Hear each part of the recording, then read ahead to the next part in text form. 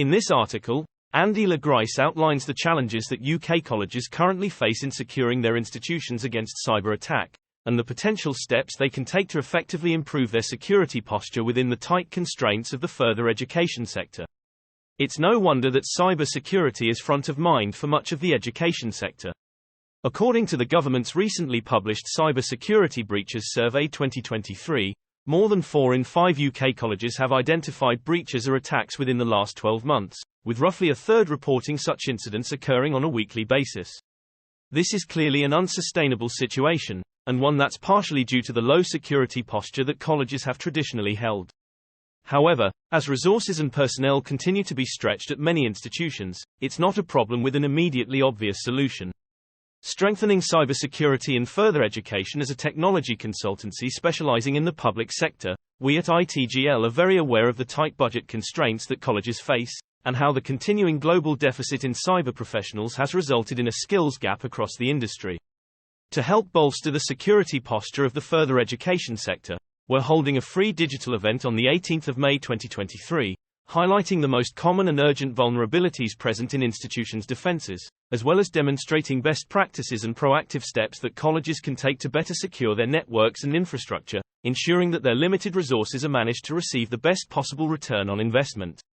Colleges are, by design, very open institutions.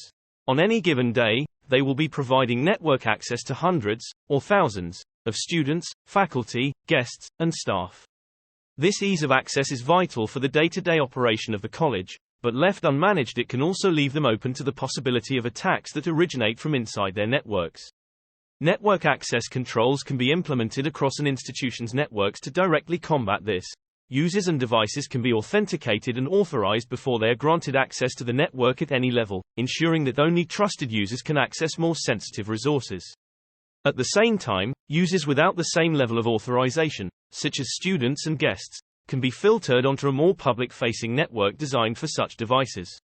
Posture checks can continuously be made on devices, ensuring that compromised devices are kept off sensitive networks, while improving the security posture of those devices that are connected, by requiring that firewalls are enabled, operating systems and browsers are updated, and endpoint security is active.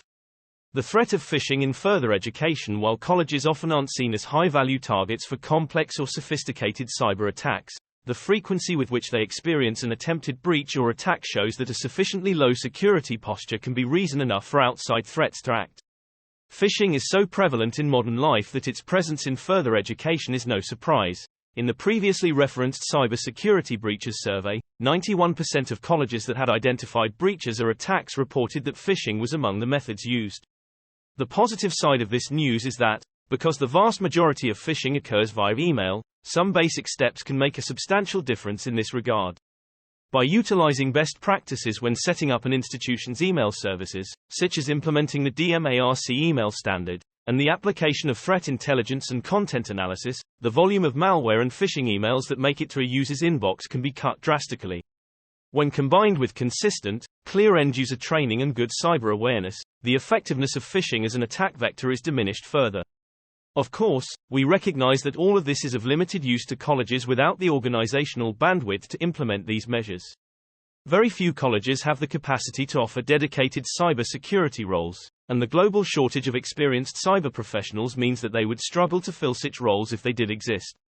ITGL Cyber Assist. Support for the education sector. Services like ITGL's Cyber Assist are designed to help bridge the gap between a college's in-house IT team and the pricier fully managed services on offer. We can help to assess, improve and test college security procedures, and train both staff and students in cyber security awareness.